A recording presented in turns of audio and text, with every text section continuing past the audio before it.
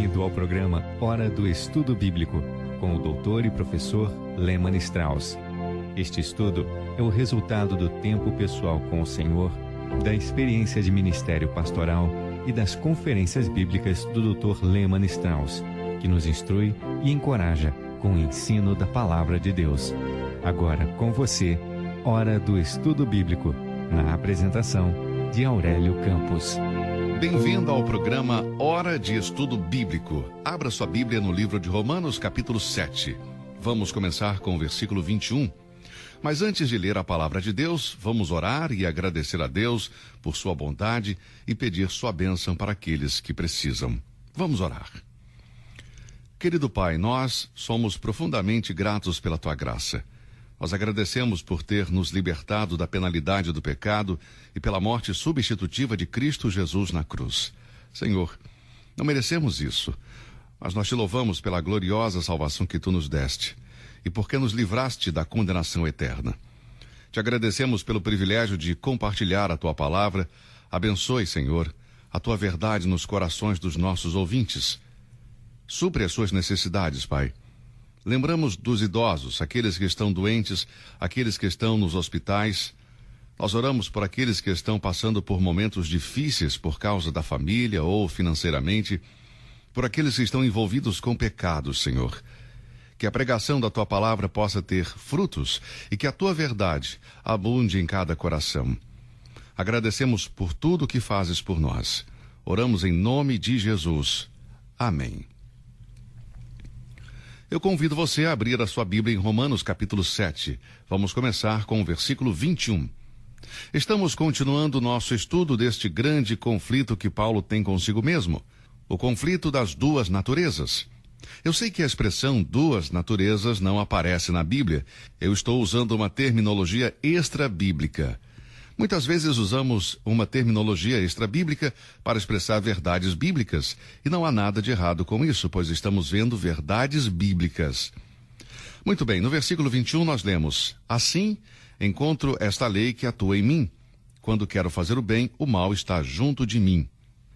Este versículo apresenta uma conclusão lógica de tudo que Paulo disse em relação ao seu conflito pessoal.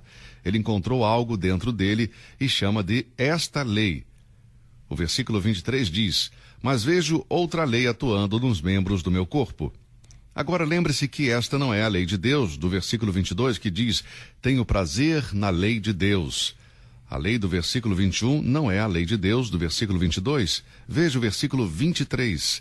Mas vejo outra lei atuando nos membros do meu corpo, guerreando contra a lei da minha mente, tornando-me prisioneiro da lei do pecado que atua em meus membros. Não é a lei de Deus que vemos no versículo 22, mas outra lei atuando nos meus membros. A palavra traduzida como outra literalmente significa outro tipo. Esta é uma lei diferente da lei de Deus. Costumamos usar a palavra outros para significar muitas outras coisas diferentes. Por exemplo, se eu tiver uma uva verde na minha mão esquerda e uma outra uva preta na mão direita, eu posso dizer: na mão direita eu tenho uma uva e na esquerda uma outra uva, mas não são iguais. Uma delas é uma uva verde e a outra é uma uva preta. São diferentes uvas. Agora, os gregos não usariam a mesma palavra. Se eles tivessem duas uvas verdes, eles diriam: na mão direita eu tenho uma uva e na mão esquerda eu tenho outra uva do mesmo tipo. Se tivessem uma verde e uma preta, diriam: na minha mão direita eu tenho uma uva, na minha mão esquerda eu tenho uma uva de outro tipo. Portanto, há duas palavras gregas para a palavra outro. Uma delas é a palavra egaros, que significa outra diferente, e a palavra allos, que significa outra do mesmo tipo. A palavra outra aqui significa literalmente outra diferente. Esta é uma lei diferente da lei de Deus. A lei de Deus é santa, versículo 12, é espiritual, versículo 14. Mas aqui nós temos uma lei diferente ou princípio diferente, e Paulo diz que ela é ruim, tornando-me prisioneiro da lei do pecado que atua em meus membros. Nós temos pelo menos 3 tipos de leis diferentes mencionadas nestes versículos, 21 a 23. Primeiro temos a lei de Deus, no versículo 22. Esta é a lei mosaica. os 10 mandamentos, mais outras 600 leis que foram dadas a Israel com o propósito de governar a nação em todos os aspectos da vida diária. Em segundo lugar, temos lei ou princípio do mal, que está sempre presente, apesar do nosso desejo de ser bom e fazer o bem. Esta é a chamada lei do pecado, e encontramos em Romanos 7:23. Portanto, temos 2 princípios, 2 leis, 2 autoridades. Ambos dizem, faça isso. A lei de Deus diz, faça isso. E o pecado diz, não, faça assim. Que é completamente oposto à lei de Deus. Mas uma terceira lei encontramos aqui no versículo 23, chamada a lei da mente. Agora, mais uma vez, eu vou pedir para você sublinhar essas leis nos versículos 22 e 23. A lei de Deus, a lei do pecado e a lei da mente. A lei da mente, no versículo 23, fala sobre a nova natureza na vida do crente. A nova natureza é descrita como o homem interior. O que Paulo chama de a lei da mente deve ser associada com o bem, uma vez que provoca um conflito com a outra lei em seus membros. A conclusão que podemos tirar, então, é que o conflito não é com a primeira, com a lei de Deus, mas com a segunda e terceira, o princípio do mal e do bem. Portanto, em todo crente existem estes 2 tipos, esses 2 princípios, o princípio do bem e o do mal. Você tem o Espírito Santo que quer que você faça o bem. Também tem a velha natureza, a natureza de Adão que quer que você faça o mal. Paulo diz no versículo 21, o mal que está em mim. Ele está falando sobre esta lei ou princípio do mal que está presente no homem salvo. Para mim, esta é uma confissão de um homem verdadeiramente espiritual. Isso pode ser uma verdade impactante para um novo crente. Imagine uma pessoa que aceita a Cristo e descobre que o mal está nele. É algo que assusta. Pouco tempo depois de conhecer a Cristo, me alegrava grandemente porque fui perdoado e justificado. Foi uma experiência emocionante. Na verdade, o dia em que eu aceitei a Cristo foi o melhor dia da minha vida. Foi a minha esposa que me levou a Cristo. Antes de ser a minha esposa, é claro, nós éramos jovens, ela era salva e eu não. Um dia, ela veio com uma Bíblia nova que tinha comprado para o meu aniversário, abriu-a e me guiou a Cristo. Deixe-me dizer, eu podia tocar o céu com as mãos. Foi a melhor coisa que poderia ter acontecido, uma experiência cheia de alegria e de muita emoção. Até que um dia eu fiquei chocado ao ouvir um pregador dizer que o mal estava presente em mim. No começo eu fiquei confuso, depois ressentido. Naquela mesma noite, antes de dormir, fiquei pensando sobre o que o pregador havia falado. Quanto mais eu pensava nisso, mais eu me convencia de que ele tinha falado a verdade. Era verdade que o mal estava presente em mim. Eu não poderia escapar das tentações e do princípio do mal. O mal está comigo. Ele apela para os meus desejos. Paulo tinha chegado a essa conclusão, a qual todo crente deve chegar mais cedo ou mais tarde. Muitas vidas são arruinadas por negar esta verdade. Agora, ouça-me. Se você pensa que é mais santo do que os outros, mais espiritual, e crê que o princípio do pecado foi erradicado de sua vida, quero dizer que você está no caminho errado, o caminho da perdição. Você vai ter muitos problemas se pensa assim. Muitas vezes uma pessoa aceita Cristo e depois, algumas vezes, é vencida por algum pecado. Quando eu era jovem na fé, eu pensei que sempre iria amar a verdade e que sempre faria a vontade de Deus. Um dia eu descobri que havia um desejo em mim para fazer o mal e acabei fazendo o que era errado. Então eu perguntei, eu sou realmente salvo? Bem, com base no que diz a Bíblia e o Espírito Santo em mim, eu sabia que sim. A Bíblia diz em Romanos 10:13, todo aquele que invocar o nome do Senhor será salvo. Eu tinha invocado o nome do Senhor, eu tinha sido salvo. Eu disse, bem, Senhor, se isto é o que a tua palavra diz, então eu devo ser salvo. Será que realmente eu tinha certeza de que quando Cristo morreu, eu morri com ele? Sim, eu tinha. Me considerei morto para o pecado? Sim, mais uma vez. Eu entreguei o meu corpo sinceramente ao Senhor? Sim, a resposta é sim. Então, qual era o meu problema? Confessava o meu pecado, dedicava minha vida, mas eu continuava a cair nos mesmos pecados. Então, novamente, eu me ajoelhava e me deparava outra vez com as mesmas perguntas e com as mesmas respostas. Até que um dia eu descobri um princípio, uma lei nos meus membros que lutava contra a nova natureza dentro de mim. Naquele dia, lembrei-me das palavras de Paulo em Romanos 7:21, o mal que está em mim. E concluí que a lei do pecado está sempre ali, pedindo-me para fazer o mal. Bem, Paulo, nesta luta sem sucesso para atender às demandas da lei de Deus, ou seja, obedecer perfeitamente à lei de Moisés, quando descobriu o princípio do mal em si, teve a sua primeira reação e não foi muito agradável. Observe o que diz o versículo 24. Miserável homem que eu sou, quem me libertará do corpo sujeito a esta morte? Paulo reage como um homem que acorda de repente no meio da noite e descobre que ele está preso em um prédio em chamas. É um sentimento horrível. O crente descobre que ele está preso em um corpo com uma lei do mal, da qual não pode escapar. Este princípio do mal está em seus membros. Veja, meu irmão, todos nós conhecemos esta experiência. Você tenta orar e você já começa e fica cansado e preocupado. Você tenta ler a Bíblia e estudar, mas a sua mente perde o foco. Não consegue mais se concentrar e você vai e liga a televisão. Bom, você pode falar tranquilamente com alguém sobre clima, política, a condição do mundo, mas quando você tenta falar sobre o Senhor, fica mudo. Se um amigo chama e diz que tem ingressos grátis para um jogo de futebol, mesmo sem aviso prévio, você está disposto a gastar toda a sua tarde assistindo a esse jogo. Mas quando a igreja anuncia um programa de visitação com um mês de antecedência, você sempre encontra desculpas. E qual é o problema? O que está errado? Bom, deixe-me dizer o que está errado. Vou apenas dizer o que a Bíblia diz. Você está preso a um corpo de fraqueza e morte. E se você for como Paulo, você vai querer se livrar dele. Quando a epístola aos Romanos foi escrita, havia uma lei que deveria punir os assassinos. O corpo da vítima era amarrado ao corpo do assassino até que ele morresse. É uma lei estranha, mas era assim. O assassino poderia ir para onde ele quisesse, mas nunca poderia se livrar do corpo da vítima que estava amarrado nele. Ele tinha que levar o corpo para onde ele fosse, e todos sabiam que ele era um assassino. Em pouco tempo, ele não poderia mais suportar a carga, não apenas por causa do peso, mas pela putrefação, e então implorava para alguém o livrar. Esta deve ser a ilustração que Paulo está usando. Eu não estou dizendo que é, mas é possível. De qualquer forma, ele se vê preso a um corpo que está cheio de pecado e clama: miserável homem que sou, quem me livrará do corpo desta morte?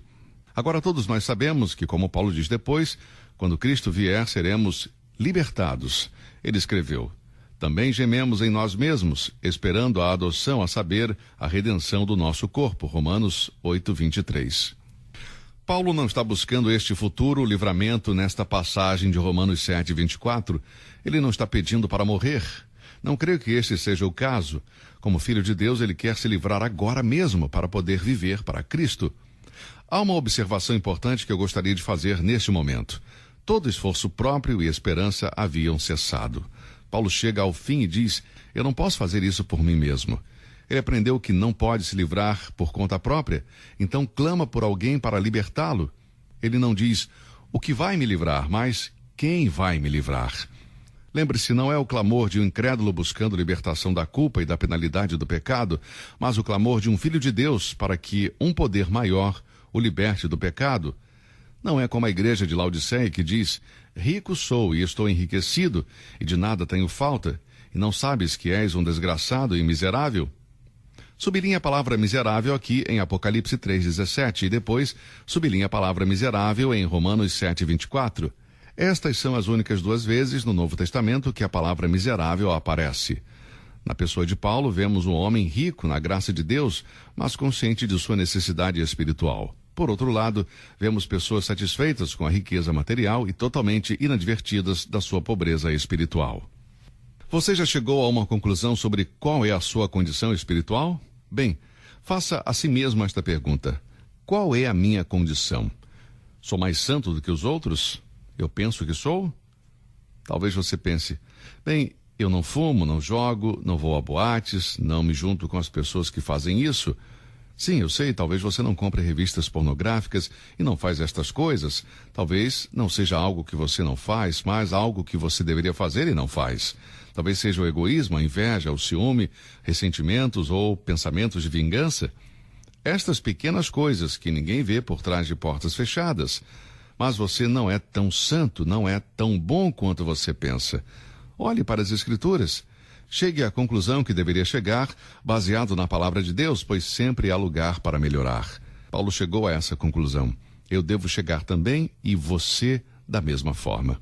Bem, agora chegamos à gloriosa vitória e eu quero que você preste atenção no versículo 25 de Romanos 7 e agradeça a Deus por isso. Vamos ler.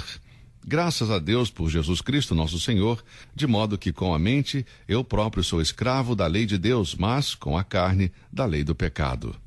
Depois de ter deixado todo o esforço pessoal, Paulo diz que é Cristo que nos liberta. Você lembra qual foi o clamor do versículo 24? Quem me livrará? Agora ele diz, graças a Deus por Jesus Cristo, nosso Senhor. Aqui temos a declaração de Paulo. Em nosso próximo estudo, em Romanos 8, vamos ver que a vitória foi alcançada por nós e em nós. Vamos aprender sobre uma nova lei, a lei do Espírito de vida em Cristo. Portanto, temos 4 leis em Romanos. Nosso Senhor Jesus é o único que sabe o que está errado e só Ele pode transformar o mal em bem. Através de Cristo, a vitória está garantida. A lei não poderia nos declarar justos ou nos livrar do salário dos nossos pecados, mas Cristo faz isso. Quando Deus santifica os seus filhos, é a obra exclusiva de Deus através de Cristo. Em seguida, Paulo diz, dou graças a Deus, e ele não poderia agradecer a mais ninguém, porque ninguém mais poderia lhe dar a vitória. Ele não poderia agradecer a si mesmo, como algumas pessoas fazem. Paulo pôde dizer, com a mente eu mesmo sirvo a lei de Deus, mas com a carne a lei do pecado. Se você está procurando em outra coisa, está procurando na carne. Só Cristo dá a vitória. O homem não tem poder para vencer o sistema deste mundo? Cristo sim, ele obteve a vitória. Por esta razão, nós que somos salvos podemos dizer assim como Paulo, mas longe esteja de mim gloriar-me, a não ser na cruz de nosso Senhor Jesus Cristo, pela qual o mundo está crucificado para mim e eu para o mundo. Gálatas 6,14. Sim, o homem não pode se livrar do medo da morte, mas Cristo saiu vitorioso desse temor. Hebreus 2, 14 e 15 diz, e visto como os filhos participam da carne e do sangue, também ele participou das mesmas coisas, para que pela morte aniquilasse o que tinha o império da morte, isto é, o diabo, e livrasse todos os que, com medo da morte, estavam por toda a vida sujeitos à servidão. O homem, por sua própria força, não pode escapar do aguilhão da morte, mas o que confia no Senhor Jesus, esse pode. Mas graças a Deus que nos dá a vitória por meio de nosso Senhor Jesus Cristo. O homem por si só não tem o poder de prevalecer sobre Satanás ou a carne, mas o crente em Cristo pode, por meio do seu sangue. Nenhum homem pode escapar da morte ou do inferno até confiar plenamente no Filho de Deus, que disse, eu que vivo e fui morto, mas eis aqui estou vivo para todo sempre, amém, e tenho as chaves da morte e do inferno. Apocalipse 1:18.